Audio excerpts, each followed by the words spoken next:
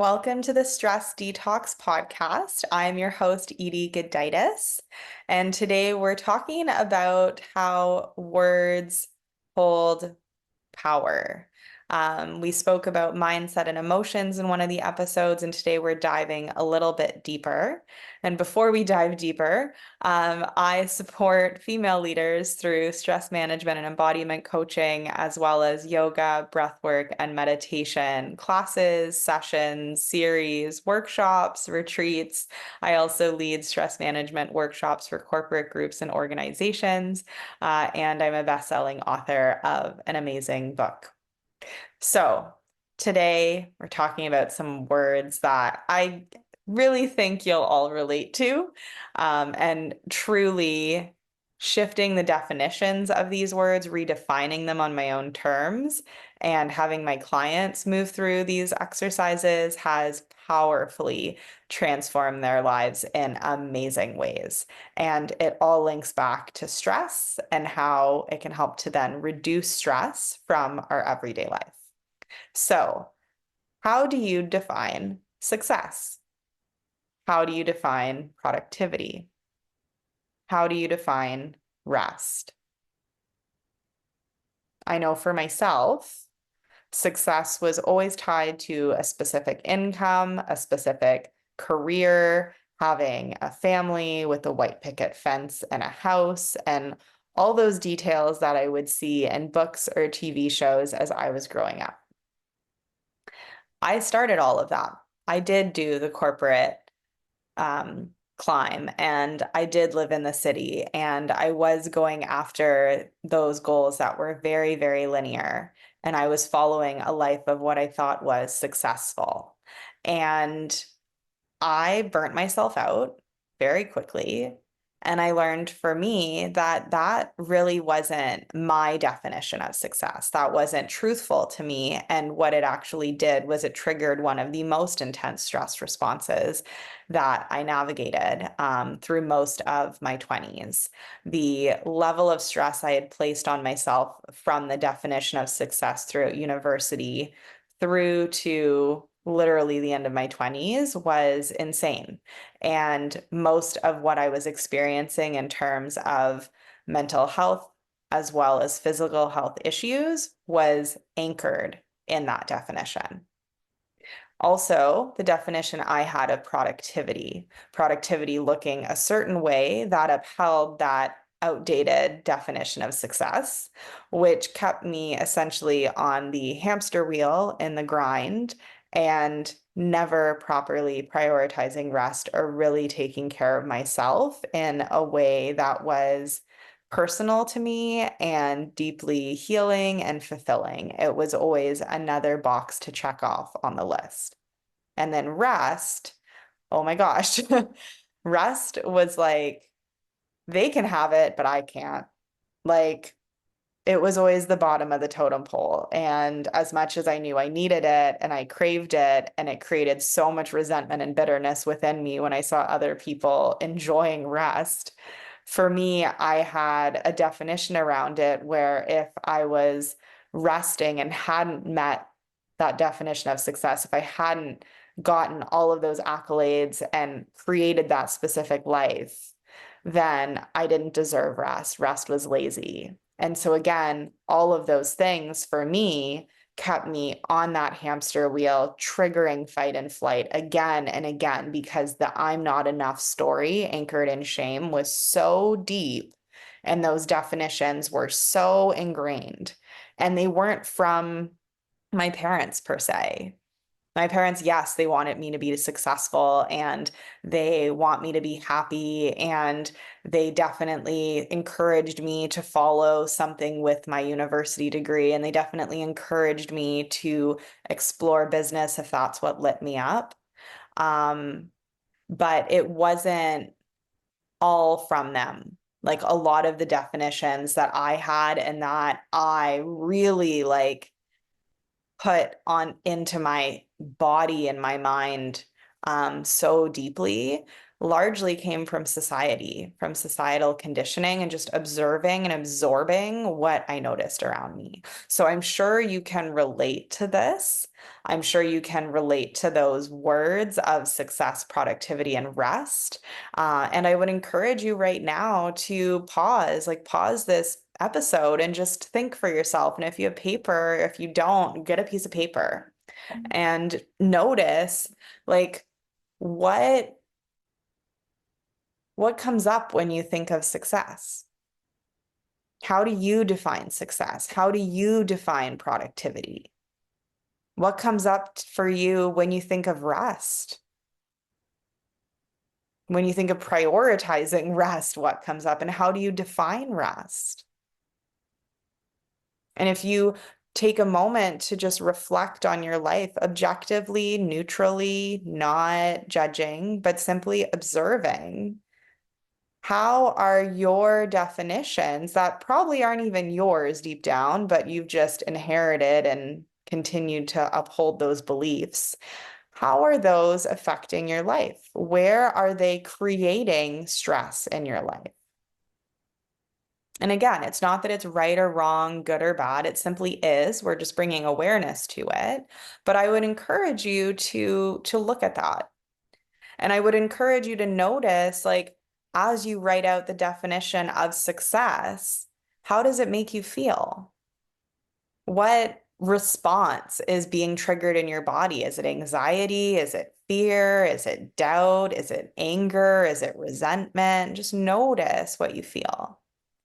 And then I encourage you to write down what is your definition of success. And this might take some time. It took me a little bit of time. But what is your definition of success? For me, my definition of success is feeling whole. It's feeling grounded. It's feeling relaxed and at ease and grateful for the moment. For me, success is enjoying a walk with a friend outside in the sunshine and feeling so present and connected with who they are and whatever we're talking about.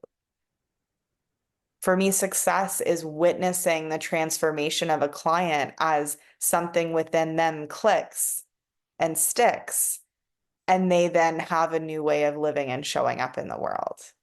So success for you is maybe totally different from your definition. For me, success is also taking a nap if I'm tired during the day, not at night, but actually during the day.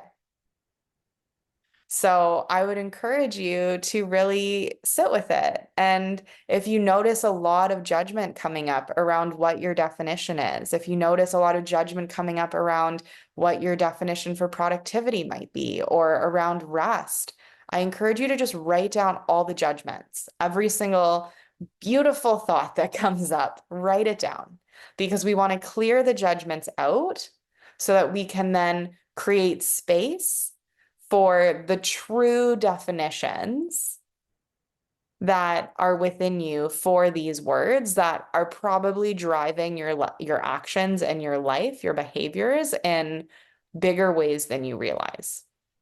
And they might be keeping you in a stress response, which is more of that defensive, closed off, standoffish, on high alert, easily triggered sort of persona, which you probably don't like. I know when I was that person, I didn't love it. I couldn't pinpoint what it was because I didn't have the depth of awareness at the time, but I just knew I didn't love how I was feeling. I knew I didn't love how I was showing up. I knew that I was drinking to the point of blacking out sometimes because that was my escape for feeling free.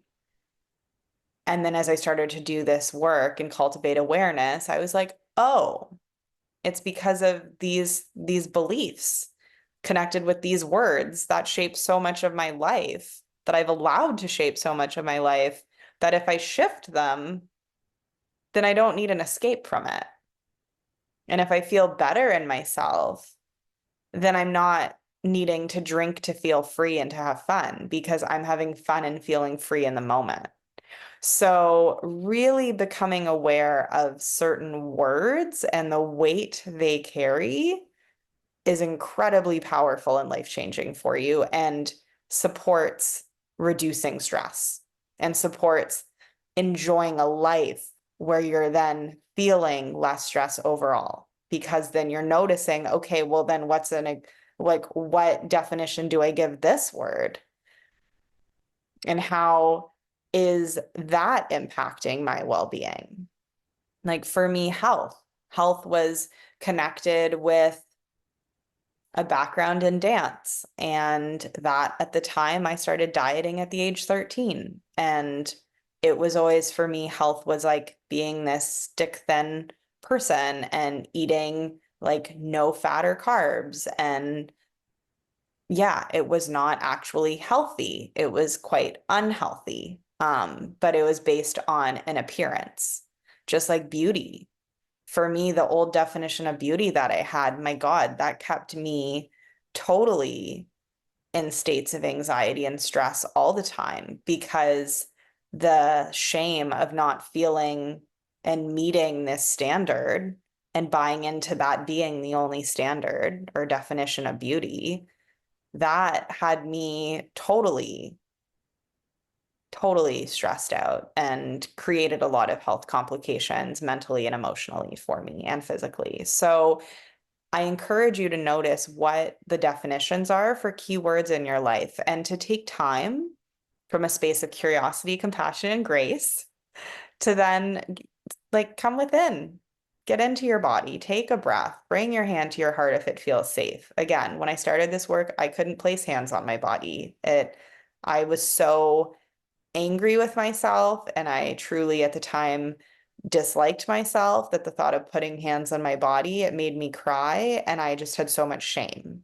And then as I started to deepen the practices at the time of yoga and meditation, and then got curious to my mind and these words, then I started to shift the thinking, and then I could start to notice, okay, I can bring a hand to the heart and actually it feels soothing. I'm not repulsed by it.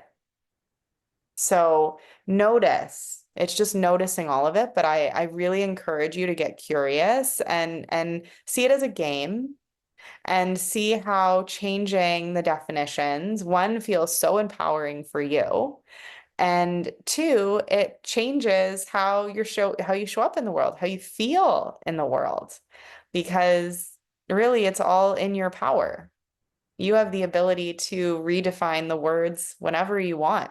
And you have the ability to then shift how you show up in the world and what actions you take and routines you follow and habits you create. You have the power to change all of those. So see it as something empowering and something to be excited about versus something that's disempowering and to be afraid of, because that's huge for managing stress, reducing stress, and feeling a lot better in your life.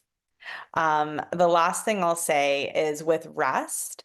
Rest is amazing because rest actually is not, I used to always associate it with sleeping and napping, the idea of like not doing. And truthfully, we're never not doing anything because our brain is always working. We're always receiving signals and communication in the body. We're always growing new cells. There's always an exchange of oxygen coming in and CO2 going out. There's like, we are in constant motion, even in those moments of pause and stillness. So with rest, it's amazing because there are 7 different kinds of rest. So there's mental, emotional, physical, spiritual, social, um, creative, and I forget the last one. I'm sorry. I'm gonna have to, I'll write it in the notes. But there are 7 different kinds of rest. And it's amazing because you're probably doing a lot more restful practices than you might realize. And you can probably schedule even more of them without thinking you need to be taking a nap or sleeping. And by enjoying more restful practices like going for a really slow, mindful walk outside, sitting by the water and just listening to the water, doing a slow, like a gentle stretch, hatha, restorative yoga practice, meditation, journaling, cooking, baking, cleaning might feel restful to you. Coloring books can feel restful, knitting, painting. all of those things can feel quite restful, and they are forms of rest for the body. So it's amazing to notice, like taking a bath, listening to soothing music. It's amazing to notice taking time off your screens, off of electronics, disconnecting. Those are all ways of resting that then by taking 20 minutes, 30 minutes, 10 minutes, an hour, by doing that for ourselves, it actually refills us to then go and complete some of the tasks that we see as more productive or more successful. Um, that will then help us with whatever we're going towards, whatever goal we might be working towards in our life, whether it's personal, professional, relational, whatever. But rest is an integral pillar of success. It's a very, very foundational piece. So I will now leave this episode at that. As always, questions, comments, feedback, please comment below. Please like and share. And if there's anything personal that you want to connect with that you don't want in the comments, then obviously please feel free to send me an email. And I hope you have a beautiful rest of your day. Thank you for tuning in, and I will see you again soon. Bye.